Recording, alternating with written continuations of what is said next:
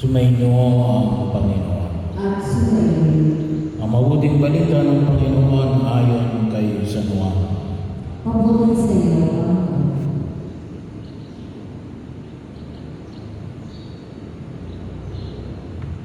Noong panahon sinabi ni Jesus sa mga Hudyo, kung ako lamang ang nagpatotoo tungkol sa aking sarili, huwag ninyong tanggapin.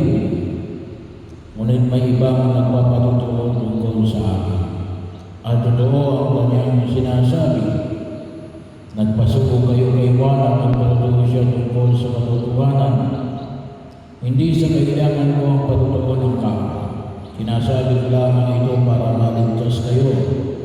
Si Juan ay parang maningas na ilaw na nagdiliwanag noon at kayo sandali nasiyahan sa kanyang liwanag.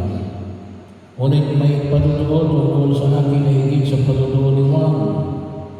Ang mga gawang ipinagagawa sa akin ng Ama at siya ko namang ginaganap. Yan ang nagpatotoo na ako'y sinugo niya. At ang amang nagsugo sa akin ay nagpatotoo rin tungkol sa akin. Kailanman hindi ninyo narinig ang kanyang tinig at nakita ang kanyang anyo. Walang pitak sa inyong puso ang kanyang salita sapagkat hindi kayo nananalig sa akin na sinugo niya. Sinasalisin ninyo ang mga kasulatan sa paniwalang doon ninyo at tagpuan ang buhay na walang hanggan. Ang mga ito ang nagpatuturo tungkol sa akin, ngunit ayaw naman ninyong lumapit sa akin upang kayo magkaroon ng buhay. Hindi ako naghahangad ng parangal ng mga tao, ngunit kilala ko kayo. Alam kong sa ngalan ng aming Ama at ayaw ninyo akong tanggapin.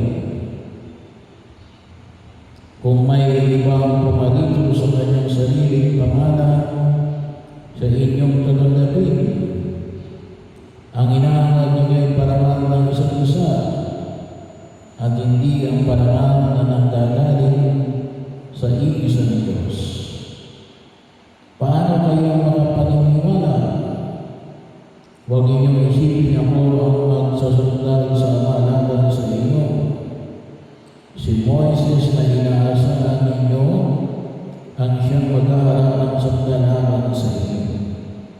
Kung talagang pinaniwalaan ninyo si Moises, ay paniniwalaan din sana ninyo. Sapagkat sumulat sa tungkol sa akin. Ngunit kung hindi ninyo pinaniniwalaan ang mga sulat niya, paano ninyo paniniwalaan ang mga sinasabi ko? Ang mabuting balita ng Panginoon. Pinupugatan namin, Panginoon Hesus Kristo.